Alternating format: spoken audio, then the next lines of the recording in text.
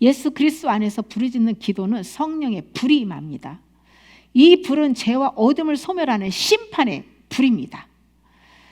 부르짖는 발성 기도는요, 온몸에 힘을 다해서 드리는 전투적인 기도인데요, 발성은 영이 흐르는 통로이기 때문에 부르짖는 기도에 여러 가지 은사와 권능이 따르는 것은 당연하죠. 성령 안에서 강력하게 부르짖을 때 숨어 기생하던 영들이 그 영들에게 공포를 일으켜주고 성령의 불이 그들에게 터치를 받을 때에 견디지 못하고 쫓겨나가는 거예요. 우리가 매일 양치하고 세수하고 샤워도 하듯이 부르짖는 기도로 우리의 영혼을 깨끗하게 청소해야 됩니다.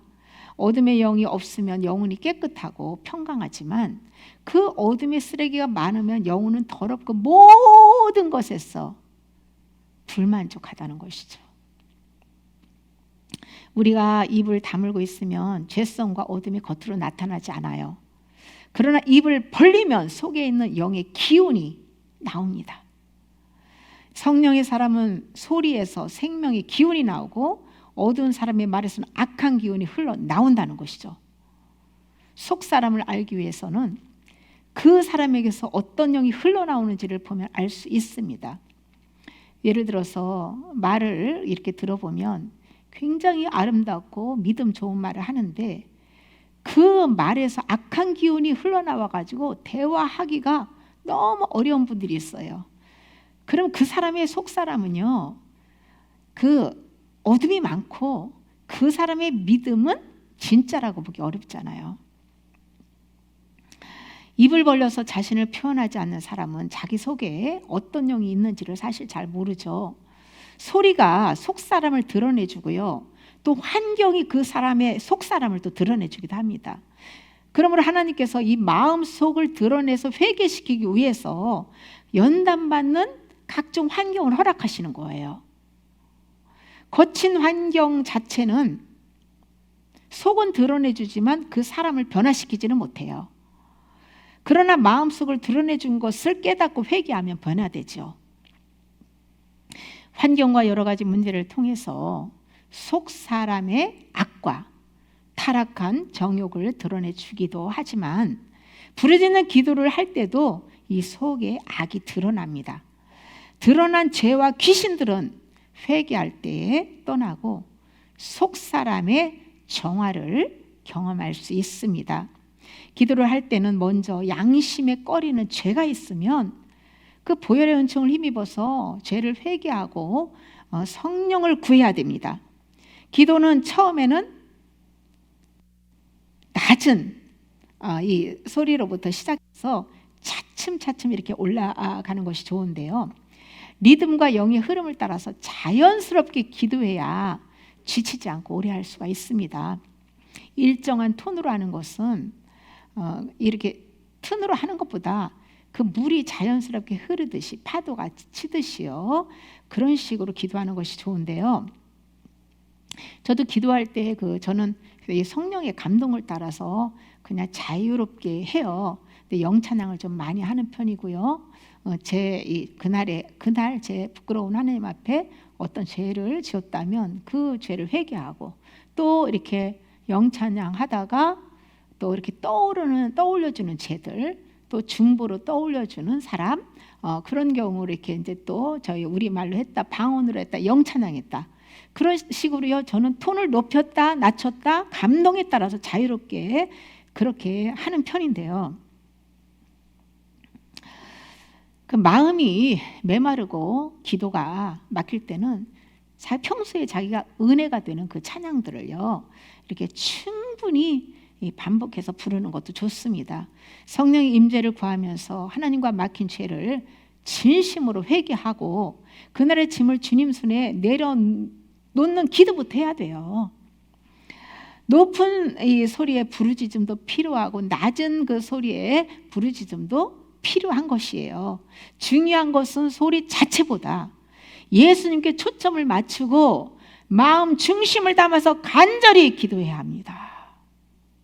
상한 마음으로 부르짖으며 통회하며 상처와 고통과 질병, 중독의 영들이 밖으로 빠져나옵니다. 마음의 분노가 가득할 때도 이렇게 부르짖는 기도를 하면 어둠의 영이 떠나고 평안해짐을 경험할 수 있죠. 슬픔, 두려움과 불안 등 그 부르짖어 기도하며 문제를 주님 손에 맡길 때에 악한 영이 떠나가는 것을 경험할 수 있죠. 부정적인 생각과 악한 말들에는 악한 기운이 나옵니다. 이런 어둠은 상대에게 안 좋은 영향을 준다는 것이죠. 부정적인 생각, 분노, 악한 말들을 할 때 속에서 귀신이 역사한다는 것을 깨닫고 부르짖는 기도로 대적하며 어둠을 토해내야 합니다. 부르짖는 기도를 할 때 이 목에 힘을 좀 빼고요, 배에 힘을 주고 온몸에 힘을 주고 하는 것이 좋아요. 부르짖을 때 그 생각을 주님께 집중하고 간절한 마음과 감정을 있는 그대로 솔직하게 쏟아내야만 실제적인 효과를 거둘 수가 있어요. 하나님 앞에서도 격식과 예의를 갖춰서 거룩하게 어떤 좋은 말만 미사역으로, 그건 진실한 기도가 아니에요. 부르짖는 기도뿐만 아니라 성경도 소리내서 읽고 영찬양도 힘있게 부를 때에 어둠들이 입 밖으로 빠져나오고요, 그러므로 해서 평안이 주어지죠. 이 시대는 남녀노소 할 것 없이 스마트폰에 많이 중독이 되어 있어요.